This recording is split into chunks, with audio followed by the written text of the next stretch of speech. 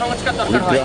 রাষ্ট্রের যদি সংস্কার না করা হয়, এই বাংলা রাষ্ট্র যদি পানি ফুটে যেরকম করতে পারে ঘরের মধ্যে, সেরকম রাষ্ট্রের সব জায়গায় নষ্ট হয়ে যেতে পারে, টাকা চুরি হয়ে যেতে পারে, আবার আমাদের অনেক জায়গায় পরিবর্তন হতে পারে।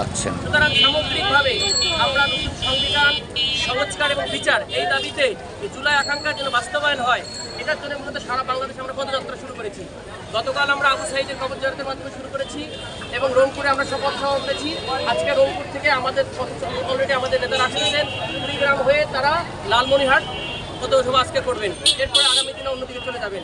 আমাদের বিশ্বাস এই যে পথসভাটা আমরা করতেছি, এটার মাধ্যমে শুধুমাত্র আমাদের দাবি না, বরং যে যে অঞ্চলে যাচ্ছি সে অঞ্চলের মানুষের যে দুর্দশা, যে বৈষম্যহীন বাংলাদেশ গড়ার যে একটা স্পিরিট, আমরা যদি বৈষম্য শিকারের কথা বলি, কুড়িগ্রাম হচ্ছে বৈষম্যের নাম্বার 1 জেলা যেখানে বৈষম্য শিকার হয়েছে। আমাদেরকে পিছিয়ে রাখা হয়েছে, নয় পিছিয়ে পড়া। আমাদের লোকজনকে কিছুই দেওয়া হয় নাই। আমরা কেন 63 নম্বর জেলা থাকবো? কেন আমার গতিয়া স্বামীর ঘর ভেঙে যাবে নদীতে? কেন চরবালা লোকগুলোর মধ্যে স্কুল থাকবে না? কেন আমার হসপিটালে ডাক্তার থাকবে না? কেন আমার লোকজনের কর্মসংস্থান থাকবে না? এইগুলা এই অঞ্চলের মানুষের ন্যায্য দাবি এবং একটা বৈষম্যহীন বাংলাদেশ করতে গেলে কুড়িগ্রামকে বৈষম্যহীন সবার আগে করতে হবে। আমরা মনে করি এই দাবি থেকে আজকে আমরা পথসভায় তরুণরা এটা আহ্বান তুলবো, আওয়াজ তুলবো, আস্তে আস্তে সরকার পর্যন্ত আমরা নিয়ে যাব। এবং আমাদের বিশ্বাস এই তরুণ সমাজ যদি ইলেকটেড হয় জনগণের দ্বারায়, তাহলে তারা মানুষের আকাঙ্ক্ষাকে বুঝতে পারবে, কাজ করতে পারবে। কেন বলছি তরুণ সমাজ? কারণ আগের যারা রয়েছে আমাদের বোর্ড 53 বছর ধরে আমাদের চেঞ্জ করতে পারে নাই। সুতরাং তাদেরকে আমি কিভাবে বিশ্বাস করবো? তাকে যদি আবার আমি সংসদে নিয়ে যাই, আমার জন্য কাজ করবে। এখন তারা সব সিস্টেম জানে কিভাবে চুরি বাটপাড়ি করতে হয়। তো সেই জায়গা থেকে আমাদের এখান থেকে আহ্বান থাকবে, আমরা নিজে দাবি করবো এবং আমি নিজে দাবি করতেছি এবং আমরা কাজ করে যাবো। এই কুড়িগ্রাম বিনির্মাণের কাজ করবো আমরা, এবং এই বিনির্মাণের জন্য আমরা এনসিপি, আমি বিশ্বাস করি এনসিপি আমাকে সর্বোচ্চ সহযোগিতা করবে। এবং নাহিদ ইসলাম আমাকে জিজ্ঞেস করেছে, ভাই আপনার এলাকায় কি সমস্যা? আমি এগুলো বলেছি। আশা করি ওনারা তার মুখ থেকে, জাতীয় নেতার মুখ থেকে আমরা শুনতে পাবো যে এনসিপির কেন্দ্রীয় কমিটি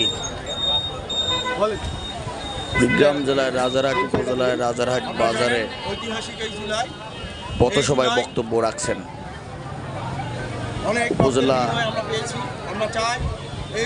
এনসিপির যুগ্ম আহ্বায়ক রাশেদুজ্জামান। নতুন যে সংবিধান আসবে সেই সংবিধানের আলোকে যেন সামনের দিনে দেশ পরিচালিত হয় এবং এদেশের মানুষ যেন তাদের ন্যায্যতার ভিত্তিতে, নাগরিক অধিকারের ভিত্তিতে বসবাস করতে পারে। এবং আমরা চাই এই জুলাই সনদ সহ বিচার, সংস্কার এবং নতুন যে সংবিধান, এই সংবিধানের বাস্তবায়নের আলোকেই যেন আগামীতে জাতীয় সংসদ নির্বাচন অনুষ্ঠিত হয়। এই পথসভার মাধ্যমে আমাদের এটাই চাওয়া।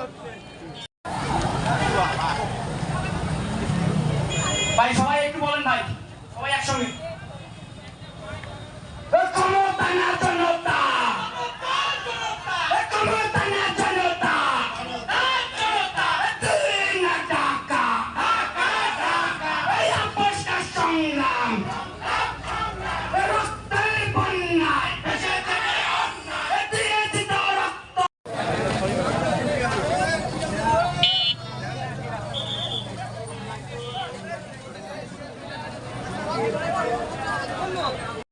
আলোকিত রাজারহাট